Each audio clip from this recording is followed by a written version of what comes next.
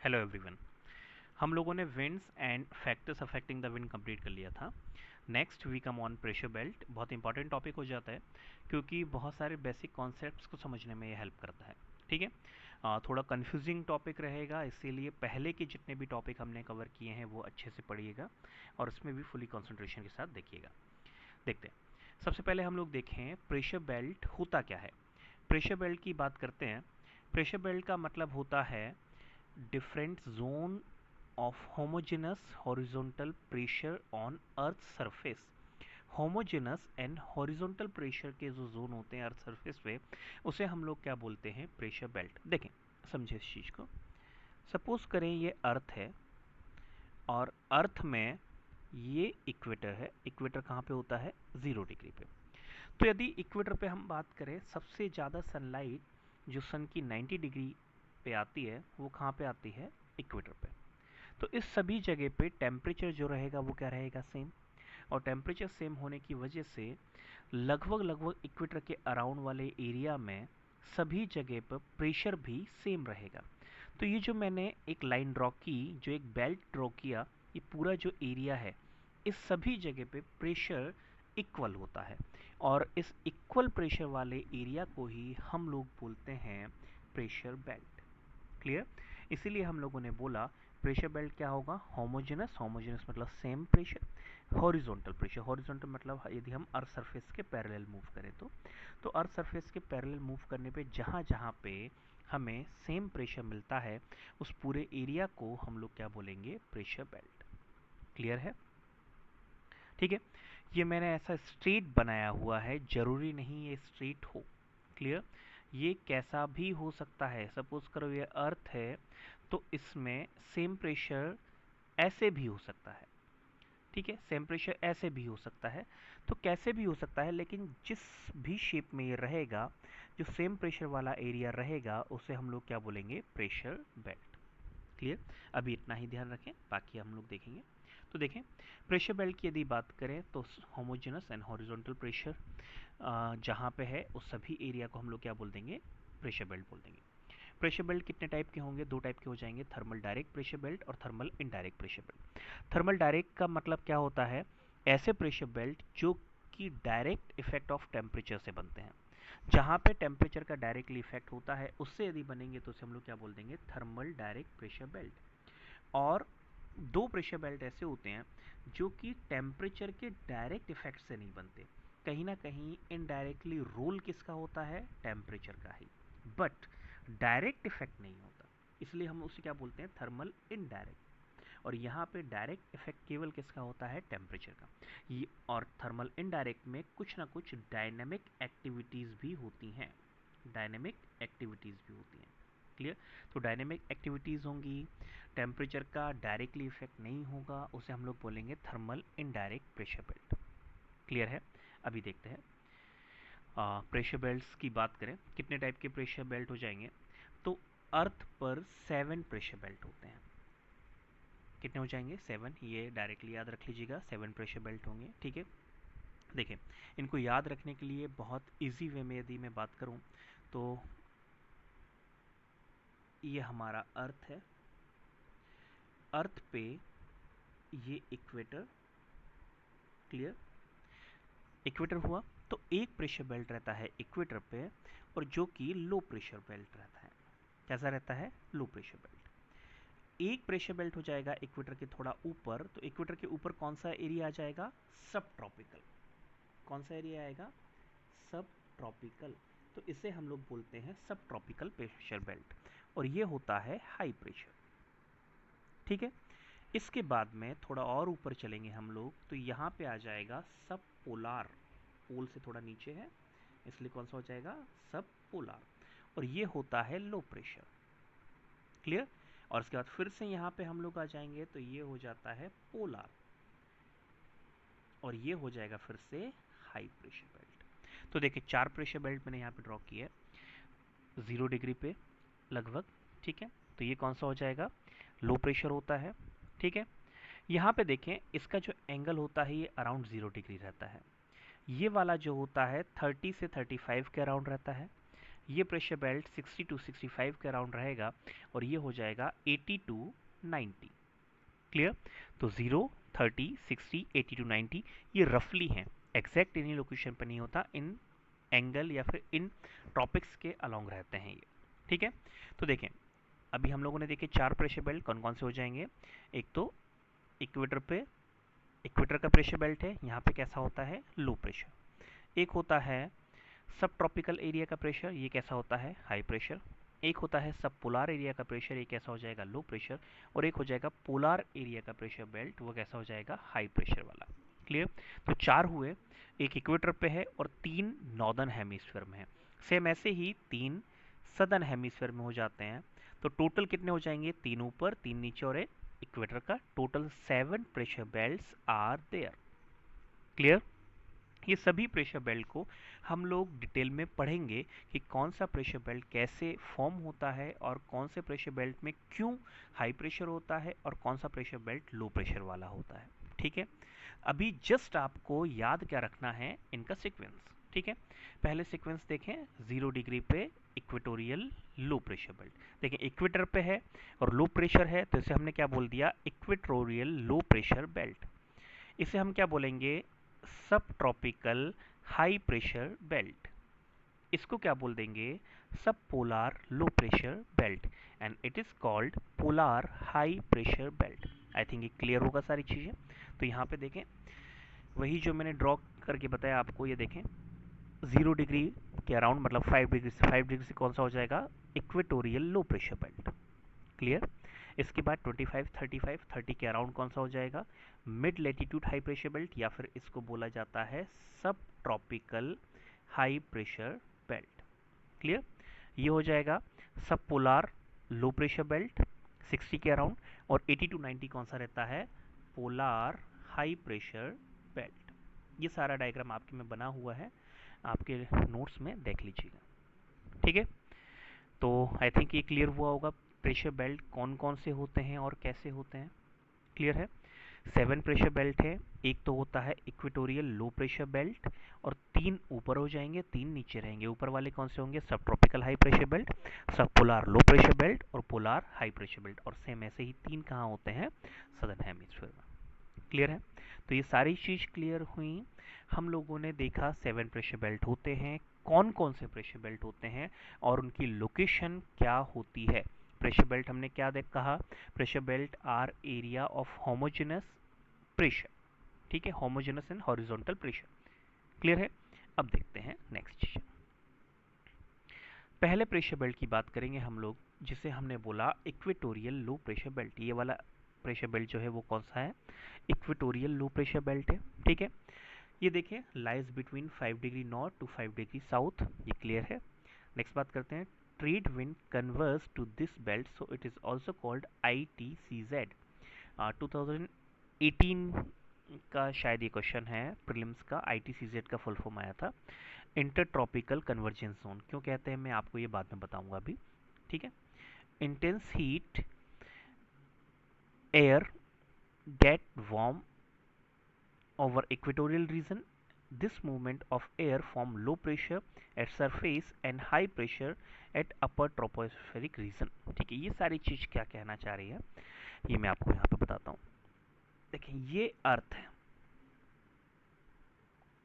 Clear, अर्थ है और ये है इक्वेटर 0 डिग्री। यहाँ पे हम लोग देखेंगे इक्वेटर पे आप सभी को पता है कि सन की डायरेक्ट सनलाइट आती है। सन की जब भी डायरेक्ट सनलाइट आएगी इक्वेटर पे, तो इक्वेटर के अराउंड जो भी एयर है वो क्या होगी, वार्म होगी, गर्म होगी। और जब भी किसी चीज का टेम्परेचर बढ़ता है, गर्म होता है, तो उसके एटम्स एक दूसरे से दूर दूर चले जाते हैं। ये आप सभी को पता है, टेम्परेचर बढ़ाने पे एक्सपांशन होगा, और एक्सपांशन होने की वजह से एटम्स जब दूर दूर जाएंगे तो ये इनकी डेंसिटी क्या हो जाएगी, कम, मतलब वेट में ये कैसे हो जाएंगे, लाइट। ये सारी चीज हम पहले भी डिस्कस कर चुके हैं।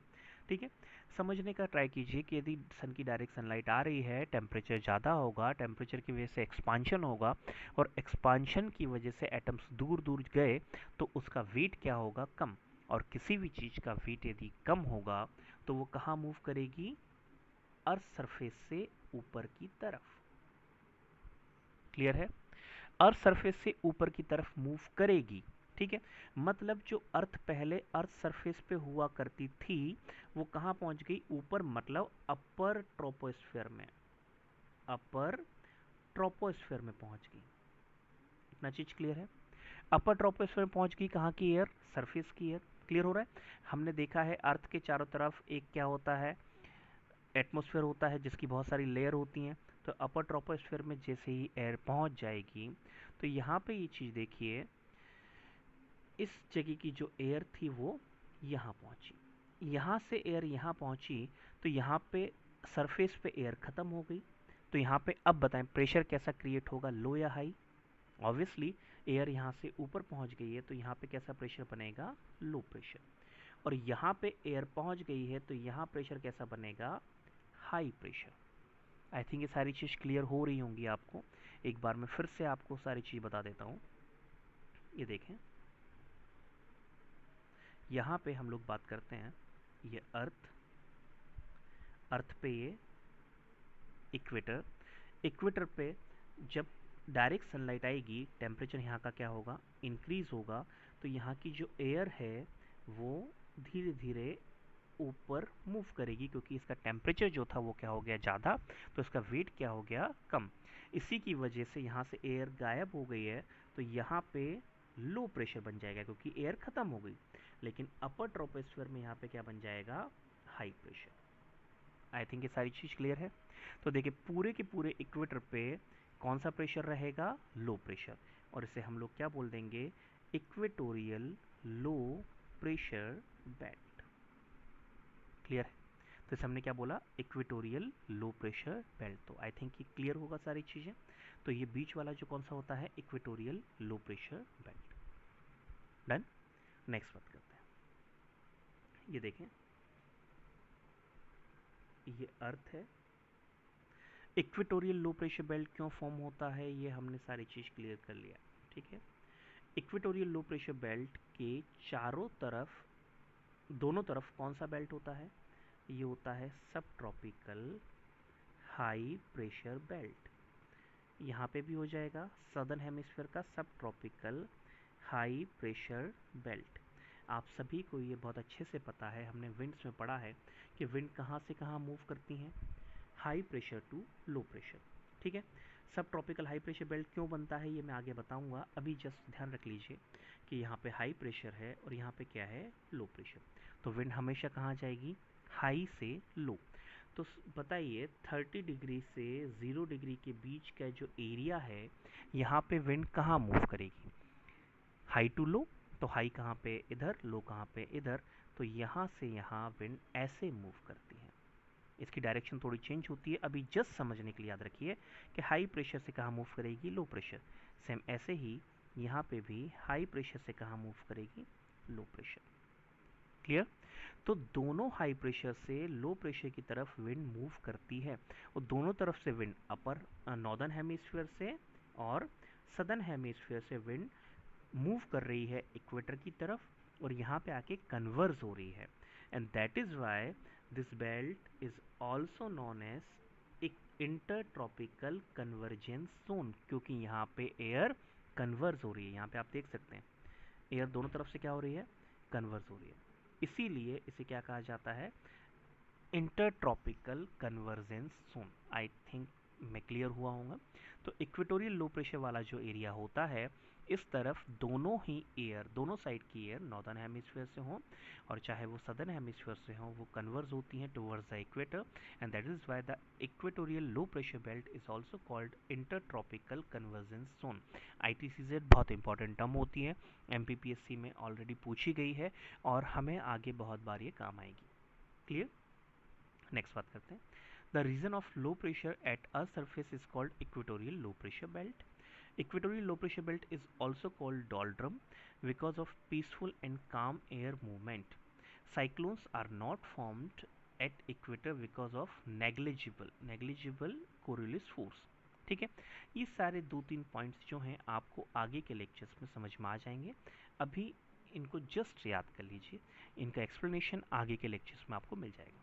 ठीक है, अभी हमें जस्ट याद रखना है कि इक्वेटोरियल लो प्रेशर बेल्ट क्या होता है and how it is formed. तो कैसे फॉर्म होता है ये मैं क्लियर कर चुका हूँ आपको कि यहाँ की जो एयर होती है वो एयर कहाँ जाएगी, ऊपर की तरफ मूव करेगी, दोनों सभी तरफ ऊपर की तरफ मूव करेगी। तो यहाँ पे क्या बनेगा, लो प्रेशर, क्योंकि एयर खत्म हो गई। और यहाँ पे क्या बनेगा, हाई प्रेशर, खत्म नहीं हुई मतलब कम हो गई। क्लियर, नेक्स्ट बात करते हैं। नेक्स्ट प्रेशर बेल्ट जो होता है वो होता है polar high pressure belt. Polar high pressure belt की बात करें, इसका मतलब क्या होता है, it is small area and extend and found around the poles between 80 to 90 degree, 82 नहीं है, 80 to 90 degree in northern and south. ठीक है, due to extreme low temperature at poles the surrounding air get cold and this cold and heavy air subside to the surface and form polar high pressure belt। Same वही चीज़ है जो हमने equatorial low pressure belt के formation में देखा। यदि वो आपने अच्छे समझा है तो आपको सारी चीज़ क्लियर हो गई होंगी। देखें, ये इक्वेटर और ये दोनों क्या है, पोल। जैसे हमने देखा था इक्वेटर पे कैसा प्रेशर रहता है, टेम्परेचर रहता है, हाई टेम्परेचर, क्योंकि यहाँ पे डायरेक्ट सनलाइट आती है। डायरेक्ट सनलाइट आएगी तो यहाँ पे जो एयर थी क्या हो गई थी, गर्म हो गई थी। और गर्म होने की वजह से एयर कहाँ मूव कर रही थी, ऊपर की तरफ। क्लियर, तो यहाँ पे एयर खत्म हो गई नीचे सरफेस पे, तो यहाँ बना लो प्रेशर और यहाँ बना हाई प्रेशर। क्लियर है, अब बात करते हैं पोल की। पोल पे आप सभी को पता है सनलाइट इतनी ज़्यादा नहीं आती, और इतनी ज़्यादा नहीं आती इसलिए यहाँ पे टेम्परेचर क्या हो जाएगा, बहुत ज़्यादा कम। टेम्परेचर बहुत कम हो गया, इसी की वजह से यहाँ की जो एयर है, ऊपर की एयर, टेम्परेचर कम है तो अब इसके एटम्स कहाँ आएंगे, पास पास आएंगे तो इनकी डेंसिटी क्या होगी, बढ़ जाएगी। डेंसिटी अगर बढ़ गई तो वेट भी क्या होगा, बढ़ेगा। और वेट ज़्यादा होने की वजह से ये पूरी की पूरी एयर कहाँ मूव करेगी, नीचे की तरफ। और नीचे की तरफ मूव करेगी तो एयर ऊपर से ख़त्म हो गई, तो ऊपर क्या बनेगा, लो प्रेशर, और नीचे क्या बनेगा, हाई प्रेशर। तो यहाँ पे हाई प्रेशर बना और यहाँ पे लो प्रेशर बना। लो प्रेशर कहाँ, अपर ट्रोपोस्फेयर में। इमेजिन कीजिए आप अभी अर्थ की सरफेस पे हैं, अपर ट्रोपोस्फेयर में भी एयर है। ठीक है, तो उस अपर ट्रोपोस्फेयर की बात कर रहे हैं, लगभग लगभग कितनी हाइट, 10 टू 12 किलोमीटर की हाइट की बात कर रहे हैं हम लोग। ठीक है, तो यहाँ पे लो प्रेशर बना कहाँ पे, अपर ट्रोपोस्फेयर में, और सरफेस पे क्या बना, हाई प्रेशर। और इसी हाई प्रेशर वाले एरिया को हमने क्या बोल दिया, polar high pressure belt. Clear, तो ये दोनों बेल्ट आई थिंक आपको क्लियर हुए होंगे, दोनों बेल्ट कैसे बने। इक्वेटोरियल लो प्रेशर बेल्ट की बात हमने किया, तो ये इसका फॉर्मेशन कैसे हुआ, इसका फॉर्मेशन हुआ क्योंकि टेम्परेचर यहाँ पे ज़्यादा था, एयर ऊपर चली गई, तो नीचे सरफेस से एयर खत्म हुई, तो यहाँ बना लो प्रेशर, अपर ट्रोपोस्फेयर में बना हाई प्रेशर क्योंकि यहाँ पे एयर कलेक्ट हो गई। नेक्स्ट बात करते हैं, पोलार एरिया में टेम्परेचर कम था तो ऊपर की एयर वेट ज़्यादा होने की वजह से नीचे आ गई, तो ऊपर बना लो प्रेशर क्योंकि एयर खत्म हो गई थी, और नीचे एयर कलेक्ट हो रही थी तो यहाँ पे बना हाई प्रेशर। इतनी चीज़ें आपको क्लियर हैं। चलिए नेक्स्ट बात करते हैं। दो तीन कॉन्सेप्ट आप और ध्यान रख लीजिए। ये सपोज करो ये अर्थ की सरफेस है, यहाँ पे दो कॉन्सेप्ट याद रखने हैं। यदि कोई भी एयर ऊपर की तरफ मूव कर रही है, नीचे से ऊपर जा रही है, तो हमेशा उस जगह पे नीचे बनेगा लो प्रेशर और ऊपर बनेगा हाई प्रेशर। इस चीज़ में और दिमाग नहीं लगाना, बस जस्ट इतना कॉन्सेप्ट याद रख लीजिए कि कोई भी एयर अगर अपवर्ड डायरेक्शन में मूव कर रही है तो there will be formation of low pressure on earth surface और high pressure on upper layer. Clear, और अगर कोई एयर डाउनवर्ड मूव कर रही है ऊपर से नीचे की तरफ, तो there will be formation of high pressure on earth surface and low pressure on upper troposphere. ये कॉन्सेप्ट आपको ध्यान रखना है। क्लियर है, तो यहाँ तक के कॉन्सेप्ट आई थिंक आपको क्लियर हुए होंगे। ठीक है, बाकी इसके आगे के जो दो प्रेशर बेल्ट हैं वो हम नेक्स्ट लेक्चर में डिस्कस करेंगे। क्लियर है, यहाँ तक का अच्छे से समझिए। ये जितने भी कॉन्सेप्ट्स हमने पढ़े, जितने भी पॉइंट्स हमने पढ़े हैं, ये सारे के सारे पॉइंट्स आपको क्लियर होने चाहिए, तभी आपको नेक्स्ट कॉन्सेप्ट समझ में आएगा। प्रेशर बेल्ट और विंड वाला ये दोनों टॉपिक अच्छे से पढ़ के रखिएगा, तभी आपको अगले दो प्रेशर बेल्ट का फॉर्मेशन क्लियर होगा। चलिए, थैंक यू वेरी मच।